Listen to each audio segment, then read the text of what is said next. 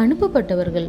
கிறிஸ்துவிடம் நெருங்கி வரும்போதெல்லாம் ஆண்டவரை அறியாத மக்களை குறித்த வாஞ்சை என்னை மிகவும் ஆட்கொள்கிறது என்று கூறினார் ஜேம்ஸ் சால்மர். ஒரு நாள் ஜேம்ஸ் சால்மர் மற்றும் அவரது மனைவி விருந்து சாலைக்கு அழைக்கப்பட்டிருந்தார்கள்.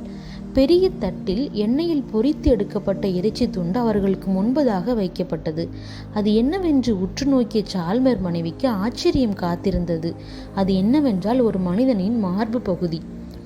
நாகரிகமற்ற மனித மாமிசம் உண்ணும் கொடூர பழங்குடி மக்கள் இருக்கும் பசிபிக் கடலில் நியூகினியா தீவிற்கு கடந்து போயிருந்தார்கள். சிறிது நாட்களில் அவரது மனைவி இறந்து போனார்கள். கிறிஸ்துவின் பணியில் இருப்பதன் மூலம் என் துக்கத்தை மறப்பேன் என்று கூறி தீவிரமாக ஊழியம் செய்தார் ஜேம்ஸ் சால்மர்.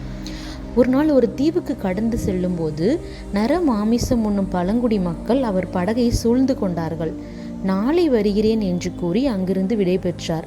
மறுநாள் சால்மர் தன் உடன் ஊழியருடன் அங்கு கடந்து போனார். சிறப்பான வரவேற்புகள் பழங்குடி மக்களிடம் இருந்து. அவர்கள் விருந்து சாலைக்கு அழைத்து சென்றனர். திடீரென உருட்டுக்கட்டையால் தாக்கப்பட்டனர்கள். சால்மர்ஸ் மற்றும் அவரது உடன் ஊழியர் இருவர் தலையும் துண்டிக்கப்பட்டது. அவர்கள் இருவரும் பழங்குடி மக்களுக்கு விருந்தாக்கப்பட்டனர். நற்செய்தி அறிவிக்க சென்ற அந்த பழங்குடி மக்களுக்கு உணவானார்கள். இன்று அந்த தீவில் 96% மக்கள் கிறிஸ்தவர்களாக உள்ளனர். சிலுவையை சுமந்தவரை நான் பின்பற்றுகிறேன். அவர் எனக்காக உயிர் தந்தார். நான் அவருக்காக உயிர் தந்தால் அது இழப்பு அல்ல, அது அன்பின் சாட்சி.